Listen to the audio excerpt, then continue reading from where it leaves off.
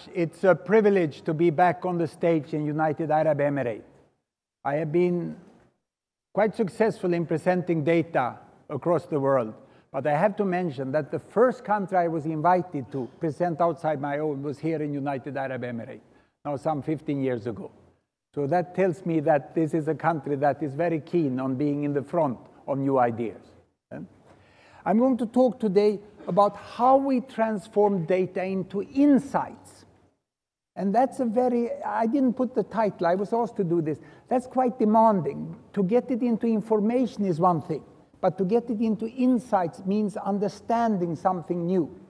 So I will have to take all my different affiliations here, the university, the Academy of Science, and the non-governmental organization Gapminder, which is like a museum on the internet. Here today I saw the Museum of the Future. So obviously Dubai is ahead of us, but we try to present public data on the internet so that it can be understood. Now, if you want to turn data into insight, what is it you must do? I have one advice here. You have to collect data on insight. It seems obvious. We found out that when we were teaching about the world, we were telling this is what happens in the world. If we didn't measure if people got it, we didn't know whether we were successful. These days you can get a lot of clicks on YouTube, you know, and you can get a lot of people who retweet your Twitter, but do they understand? Do they get it? You have to make studies on that. And this, I will use my time here to present the world, how the world has changed, but also to reflect on how we present it and what results we have got. Our mission is to fight devastating ignorance about the world with a fact-based worldview that everyone can understand. That means I stand with one foot in the Academy of Science, hard, solid evidence, and the other I try to compete even with the entertainment industry and those popular YouTube videos that attach the interest of the students. So try to be both at the same time. And what we have done now is to try to measure the impact of it. We have started a project we call the Ignorance Project about the world. And we have started where we think the ignorance is deepest. It's in the richest countries. It's in fact, I just give an example of one of the questions. On our webpage, you can find many other questions. We asked what has happened to the extreme poverty in the world. Extreme poverty, not having enough food for the family. Have that almost doubled, remained more or less the same, or almost halved? It's very clear that it has almost halved. There's no dispute about it. This is not an issue which is under debate. We know that it. But what do the people in Sweden know? Well, this is how they answer in Sweden. 23% had the right answer. And this, our organization have got quite a big place in media, so we have been relatively successful. We thought there. It was a shock for us that such a few small proportion got the right answer. We tested in Norway, our neighboring country, where we also have had quite a lot of use. And we tested the United Kingdom and the United States of America. And these were the best web-based survey companies we could get. And we had this done in the best way. We have also tested it on audiences and in schools, and these are solid results. The educated elite, the general population in West Europe and North America don't get it, what has happened. This is our sad result. And this is, if you so want, this is Millennium Goal number 1 by the United Nations, with so much effort put into the education of it. And what is most shocking for me here is the proportion to pick the right answer, because the three alternatives are quite different, is it? Has it doubled, has it remained the same, or has it halved? It's really different things. So if I would have gone to the zoo and asked the chimpanzees, I would have written on bananas the 3 different answers. 33% would have got the right answer, isn't it? The random pick.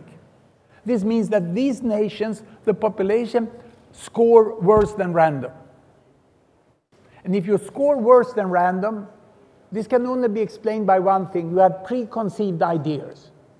You have preconceived ideas that the world out there is just getting worse. People are getting less and less competent to take care of their families. And it's the contrary. It's a very strange finding that we have here, actually, and it humbles us, how we should interpret it. So what we try then is to be very, very simple and straightforward in our communication. What is it we need to teach? It's the major trends. Look here, we divided the world into just 4 regions to try to make sense of it. America, Europe, Africa, and Asia. And there is some discussion of what is Europe, what is Asia. You would know it very well because you are here in the middle, almost between 3 continents. And for educational purpose, we decided to make Turkey and Russia a part of Europe. It's arbitrary. But otherwise, Europe would be so small and insignificant, so it wouldn't have any chance. So if we have it like this, and then where are the people living? Let me take demography. There are 7 billion people in the world. Where do they live? Well, 1 billion live in America, 1 in Europe, 1 in Africa, and 4 in Asia. Well, it's 7.2 billion if you should be very detailed today, and there is a little more in Asia and so on. But this is the main pattern we have. And what we try then is to get the main pattern understood, and I've launched the idea, learn the PIN code of the world. The PIN code of the world, 1114. And the interesting with demographic is that we know fairly well what will happen into the future. We know fairly well what will happen into the future. We know about 2050. 35 years from now, there will be no more people in Europe. In spite of this immigration that many are so concerned about in Europe, Europe will diminish in size. The absence of children in Europe cannot be compensated for the present rate of immigration. And America, there will be a little more old people in South America, but it won't change much. What will change is that Asia will get 1 billion more. But with that billion, the fast growth of the Asian population will stop. Not stop completely, but the fast growth will be over. It may be a slow growth, or it may even start to decline, the number of people. We don't know for sure that, but somewhere like this. Africa, in the next 35 years, will have 1 billion more. Look at the difference. In Asia, there will be 25% more. In Africa, there will be 100% more. It will double in 35 years, the African population. I will later show you why. And this is not something which is disputed. Will this happen? Will it not happen? This is hardcore demographic facts. Now, if we move further into the future, of course, it becomes more uncertain. And by the end of this century, no more in Europe, no more in America, no more in Asia, but 1 to 2 more in Africa. So this is more or less how the world would look like. And if I divide this into North America and into West Europe, what you could call the Old West, that old concept that there is a Western world, that will by the end, in the second part, in the end of this century, it will have less than 10% of the world population. When I went to school, it was 1/3. And when, in the end of this century, when my grandchildren are old, then it will be less than 1 in 10. And 80% of the world population will be living in Asia and Africa. This is an enormous shift in where people live in the world. And this we know fairly well. So I complemented this with some real macro message, which is important. London used to be regarded as the center of the world. With the military power, the economic power they had, they were like the center of the world. And they were also populationally quite well placed in the past. In the future, it's no doubt that the center of the world will be Dubai. That's my first message today. And it's not to flatter the host. You can see yourself. It is, I'm going to do this exercise to see who is the centrally most placed person in the world, who is in the middle of all mankind. It will undoubtedly, not yet, but as the population grow in Africa and in Asia, it will move over and it will be somewhere in this region. And the conclusion has already been drawn by the international community, and not the least the government and the young, talented professional in this country. You know that you are very well placed in the world in the future. But this is the population world. We will later come back to the economic world, which will also actually drive in the same direction. You will also become more and more centrally placed in the money of the world than you are today. So, can we trust these numbers? These numbers come from United Nations Population Division. Now, be very clear. United Nations has a lot of functions which are civil servants of the world, not diplomacy, not advocacy, just qualified people do calculate this. And the population division is one of them. They did the first estimate of the world population in 1958. They said 3 billion, and they made this projection. They said 42 years from now, there will be a little more than 6 billion people in the world. And if you go back and read, which I've done, the newspapers in West Europe and North America, they said, this is impossible, this is even ridiculous. There can't be 1.3 billion people in India. Everyone would understand that. This will not happen. Why do we waste money on such demographers? Today, we know the answer. And I can't give the answer as of this year because we have to have censuses in the country. So let's look at the year 2000, for which they did their projection. And the year 2000, this was the result. Respect for demography. And I'm not a demographer, so I'm not bragging about my own. I'm a medical scientist, so I'm not bragging about my own people. It's amazing how well we know what will happen with population. They were 4% wrong in a 42-year projection, and that was before they had all these computers we have today. We know what will happen with people. The problem is to get it into the heads. See what I was talking about? We can have data. We can provide the data as information, but how do we convert it into insights?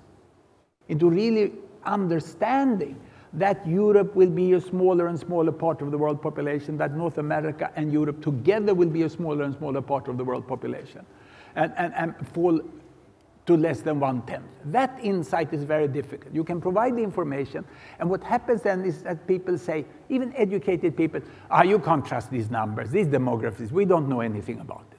But it's not like that. I mean, the Swedish Academy of Science, we hand out the Nobel Prizes.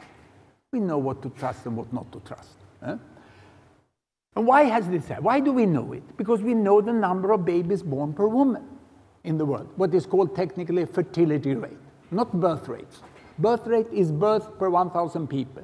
Fertility rate is the number of children a woman would have during her fertile period if she get babies as women today have in their country or in the world as large. So this is the right estimate to have. And this is what happened in Europe. It fell down like this, started 1900, and it came down. And today, at sub-replacement level, 2 children per woman about, it's obvious. Father and mother get 2 children, they replace themselves. You have higher, population will grow. You have lower, population will decline. This is Europe. America is like this. They had a baby boom after the Second World War, and then it came down. And this is North and South America together. And then Asia. Asia, that was a matter of studies, you know, and this concept, which I think is a very terrible concept, population explosion and population bomb. I just mention them to warn for them. Don't use them. It was used once upon a time in America to designate children as the atomic bomb of the Asians that they were threatening by. They got so many children, and that would threaten the power balance in the world. I think we should say fast population growth. We shouldn't use terms that indicate that other people's children are terrorist bombs. So take away population explosion. Never use that again. Never use population bomb. That's what I tell my students. Sorry, professors are like me. They start to tell people what to do and not to do. Apologize for that. But I feel so strongly for this. I just want to have this term taken out of international debate. We should respect other people, their choices, how many children they will have. It's not by forcing and sitting in one continent telling other continents what to do. We don't even want our own government to tell us what to do. We want to make those decisions in families. And when families can decide, this is what happened. Look at Asia. Look what happened in Asia. They modernized, they got education, they got and this is where it is. It's down to 2. Almost 2. So many countries is less than 2, others is more than 2, the total is this. And Africa then, now its concern is Africa, but it's also on its way down, and we know that more or less this will happen. What we don't know, of course for sure, is how fast we will see this transformation in Africa. This may be faster if Africa is successful, you know, peaceful, economic progress, social progress, wise governments, and what we don't know is where we will end up here. What size of family will we have in the modern life? That we know very little about. So let me continue here and show this question. We have asked this question over and over again now. How many children will there be in the world in 2100? When I was born, there were less than 1 billion children in the world. It increased to 2 billion by the end of the last century. And then the expert at the United Nations has made their prediction. And one of these lines is their prediction. The other two I just made up to make it a quiz. And what the right answer is actually here, it's C. This is the right answer. And in Sweden, 11% get it right. In Norway, 6%. In UK, 8%. In America, 7%. And this is very, very strange that we don't understand this. It's the biggest event in the history of mankind that has ever been completely missed. This is the number of births per year in the world. The number of births increased, and 2014, it was the peak birth. Of course, it may be a little more, it may be a little less, it's fluctuating, but the message is very clear. The size of families have come down in the world, and we today have more or less two-child families, a little more in the world. Let me show you how you can depict this in another way. Here is the bubble graph that we have used in Gapminder quite a lot. Each bubble is a country. The size of the bubble is the population. This is United States of America, this is China, this is India, this is United Arab Emirates, quite small. This is 1948. Talking about birth, I start the year when I was born. And then you get the idea what I'm talking. When I was born, and I will show you up to now, when I'm 66, what has happened in the world. And this is Japan. The color is that the red is Asia here, the green is America, the blue is Africa, and the yellow down here is Europe. Here is size of family. Small families on this side and large families there. This is child mortality. That important indicator, tragic indicator, but from which we have data relatively good all over the world. 100 children dying per 1,000 born, 200, 300 children dying per 1,000. This means that when I was born, the situation in United Arab Emirates, according to the best estimates we have, there were censuses done at that time from which this can be estimated, 1 in 3 children died before the age of 5. It was harsh times for the people living here at that time, 1948. And there were 7 children born per woman. In the United States of America, it was 3 children and 40 died. What does it mean? 4%, 4 out of 100 died. So let me take away all the other countries. And let me see, how has this changed? Have United Arab Emirates came closer to the United States?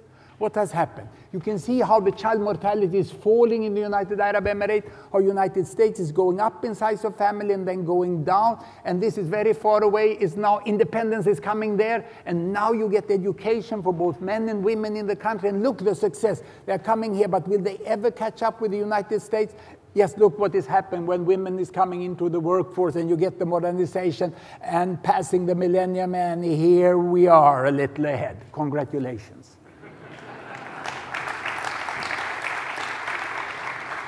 It's quite amazing, isn't it? It's quite amazing what has happened. And this, people say this is just the exception. Of course, United Arab Emirates, you know, they had money and they had well-used money due to a wise government, but it's a small country. It's the exception. That's what I hear when I show this. So let me go back just to the independence again, or something here in the 1960s. I show all the countries in the world. I deselect these 2 countries. 1965, the Western world, the developed world, small families, low child mortality. The developing world, large families and high child mortality. And this is what happened in the whole world. We play it again. And you can see that after some turmoil here in China, China is moving to smaller family. And here comes India, here comes Indonesia, very successful Indonesia. This is Brazil, this is Mexico. Doesn't matter religion, doesn't matter continent. The world is gathering down here with healthy children and smaller families. And hopefully each family decides themselves how many children they should have. I don't think any one of us would like to have a government who pinpoint what we should do. Some countries are still there. Of course, the countries with a problem here, Afghanistan, Congo, we know North Nigeria, tilt the average of Nigeria very much, you know, but many have come quite far. Look at Ethiopia there. Ethiopia is already there. And the important thing now, when I show national data, another reaction, yeah, but that's the average of the country. What about the variation within the country? So you need to split the bubble. And I'm doing this in the following way. This is Ethiopia, Ethiopia's way. Let me split Ethiopia. I can split Ethiopia into its provinces. That's where you have. And Addis Ababa there and Somali region there. Very big difference. I can split Nepal into its quintile, the income quintile. The best of 20% in Nepal is there. The middle is there, the lowest is there. This means the difference between Thailand, Indonesia, or Yemen. So the 20% most educated people with best income, they live in Nepal as people do on average in Thailand. And those who have least income and least education, they live about like Yemen. So you can see the variation we have. But almost the whole world have come down to a completely different situation. What does this mean for the size of the population? What does this mean for the size of the population? Let me move on to that here. To gain insight, it's often not enough just to give numbers. Often you have to give explanations also. People have to understand mechanisms of change. And that can take much more time. Because if there is a very strong idea in the head that, as I run into, and sorry for being blunt and clear, in West Europe and North America, I see a lot of toxic combination of ignorance and arrogance about the rest of the world. So they have like the idea, those families will never modernize, those countries will never modernize, they will never change to the patterns we have. And then to explain that, you have to explain how it works. In the old time, 200 years ago in the whole world, 400 years ago, today in the rainforest, father and mother on average got, or two would get 6 children. And 1, 2, 3, 4 would die before growing up to become parents themselves. It was death that kept control of this. I so often hear people talking about population in rainforests that they live in ecological balance with nature. That is wrong. People in rainforests doesn't live in ecological balance, they die in ecological balance with nature. That's why there are so few people in the rainforest, because their children have been dying in a tragic rate, up even today. And you could see your country here wasn't so populated because there were quite harsh living conditions, and children died at a high rate. When that diminished, then the population started to grow, until you come to a stage where you have 2 children here and it stopped growing. So this is the old balance. What then happens was that 2 parents on average still had 6 children. This was the situation in my country 150 years ago, and the death rates had decreased. So 4 survived. That meant population growth. And 1/4 of the Swedish population, many of my relatives, went to Minnesota, the biggest land grab in the history of mankind. The whole of North America was sized by the European population. And then the population was growing like this. And many think that it will continue like this, but it won't, because we have almost reached the new balance. And what will happen is this. It will level off. And the fast growth will be over. Whether there will be a little slow growth or decline, let's forget about that. The most important is that the fast growth will be over. Now here we come into a difficult situation. If there are 2 children today, why will it continue to grow? This is something I often get the question. So there must be, data must be wrong, because if it was, as you said, just 2 children per woman, then the world population would stop growing. And in explaining that, it's called demographic momentum. I've been working so hard trying to explain it, and I will show you a very brutal, straightforward, simple way of doing it, by using boxes. I have kindly hereby the organizers been provided with Kleenex boxes. And let's assume that 1 box here is 1 billion people. 1 billion people. Today in the world, we have 2 billion people who are 15 years old. 0 to 15 years old are 2 billion. Between 15 and 30, there are 2 billion. Between 30 and 45, 1 billion. 45 to 60, 1 billion. And here comes my box, 60 years and older. I'm in this one. There are many others also. We are 1 billion, 60 years and older. Now, the fact today is that we have more young people than we have older people. This fits also with what you see in your own country. You are a representative of the world here, that you have more young people than you have old, not because they have died. They were never born. Most of these people are missing because they were never born, because fewer children were born back then. So what will happen now? This is what I want to show you. I want to show you what will happen. And in a very blunt way, because sometimes you have to be blunt to be understood. And being a professor and not a political person or a spiritual leader, you can be a little more blunt and be excused for it. What will happen to the old people? They die. They will die. What happens to the rest? They grow older and they get children. So in 15 years it will look like this. Then again, they all die. The rest grow older and they get children. And it looks like this. Then again, they all die. The rest grow older and they get children. And wow, in 45 years from now, without getting more children, without getting longer life, we have 3 billion more people. Did you see the trick? It's not a magic trick. If you have these boxes at home, you can check. You know?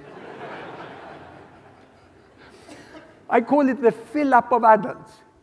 The fill-up of adults. Even if, as is the fact, the nationals in the United Arab Emirates, as in most of the Gulf countries, your neighbors here, have more or less 2 children per woman today.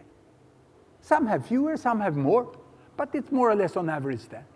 Even if that continues, the population will still continue to grow because you have so few old people. You are in a fill-up phase, and from the year you hit 2 children per woman, it takes 75 years until the population stops growing.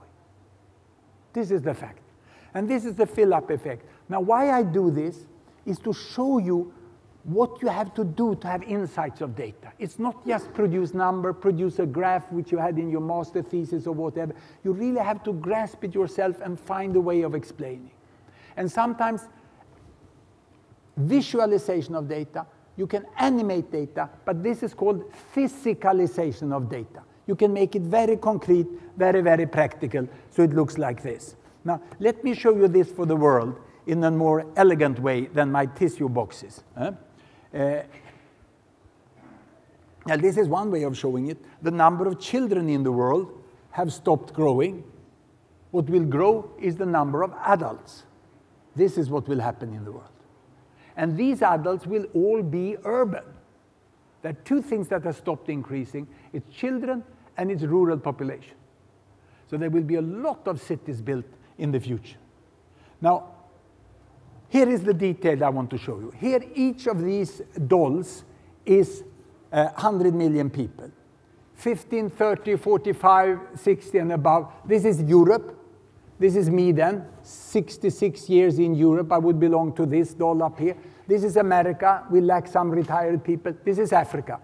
Look, already 400 million below 15 years of age in Africa. As many as in the entire Europe and America together. In Asia, as you saw with that line that dipped, the number of children have stopped increasing, but they still have a lot of area to fill up. And once again, you know, as I explained, they all die, the rest grow older, and they have their children. They all die, the rest grow older, and they have their children. They all die, the rest grow older, and they have their children. It's quite monotonous demography. You know? It goes on like this. They all die, the rest grow older, and they have their children. And that's where we will be. And you will see, really you see here that the fill-up is what will raise the population in Africa and Asia. And a very ugly statement which you can hear for those young people who are environmentally concerned in West Europe and North America. And I share their concern. And I know that your government also share the concern of being careful with natural resources and animal diversity and so on. You know? We all share that. But then they say, we have to stop at 7 billion people. That's impossible. You are not even allowed to say it because it means killing. There is no way we can stop at 7 billion. We can stop at 9, 9.5. But to me, it's not the number of people. If we are 9.5 or 10.5, we are fully capable of destroying animals and biodiversity with 7 billions or with 11 billions. It's how we deal with the resource and how we live our lives that is important. So this is what we call the fill-up effect. And yes, people will get longer lives. So I could have put an 11th up there. It will be a longer life. That will add. But that's not the important thing. I desperately hope I will be that person. Because then I would live 15 years longer and I can follow the statistics every year. So I've told my children, as long as I have one eye that can see the statistics, don't switch off the respirator, I said. I am so curious to see what happens in this world and see how it progresses. You know? And we have gender equity and extreme poverty. There are many things we don't know what will happen in Africa and Asia. But what you can see here is really that this is about Africa and Asia. And the city and a country that is positioned in between Africa and Asia will be in the middle of the world, obviously. Now, this is it. Sometimes when I've shown too much numbers, too much graphics, I've found it necessary to show photos.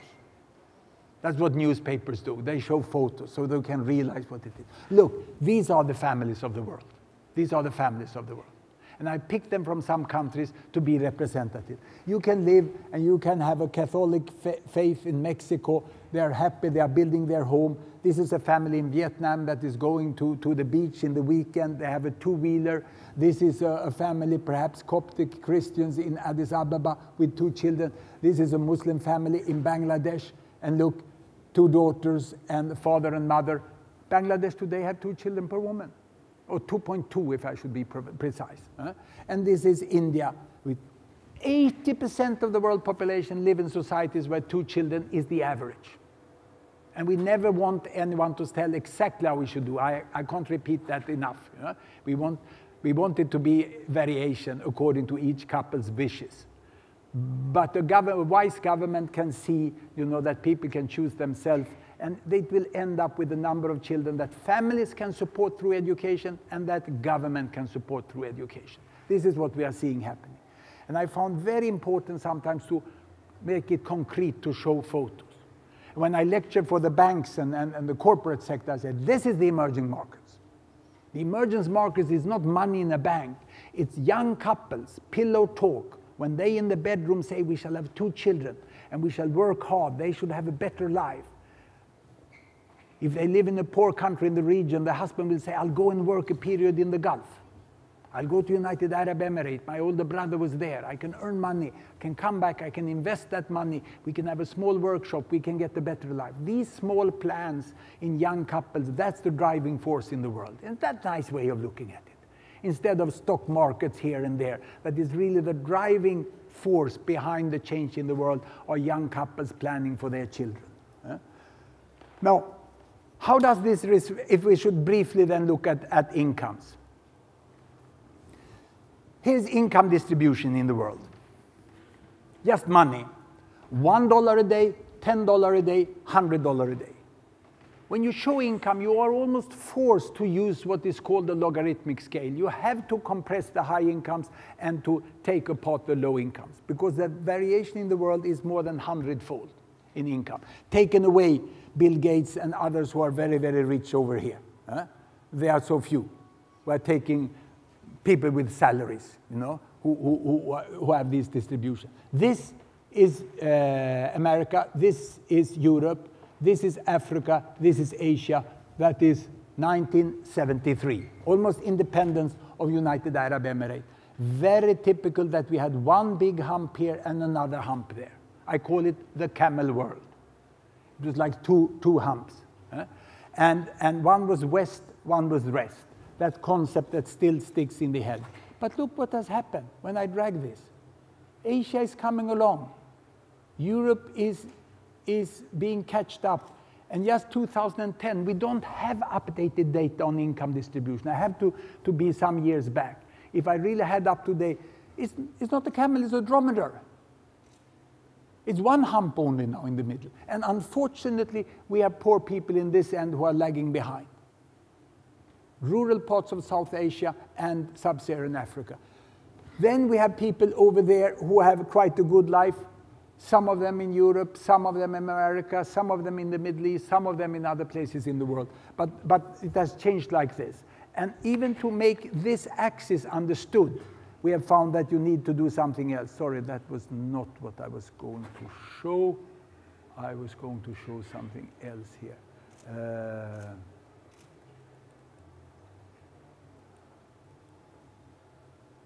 There we are.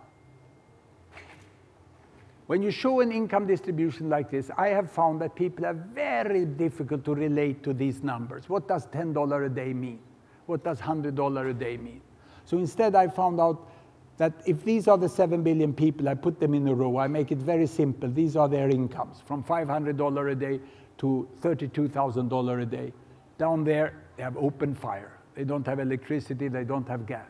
They cook their food on open fire. Here, they have a light bulb. The first thing for electricity is a light bulb. There you have a refrigerator. There you have a washing machine. You have a lot of utensils. You fly on holiday. Here in between you have a bicycle and you have a two-wheeler. If you make physical representation, you can make it understood in this way.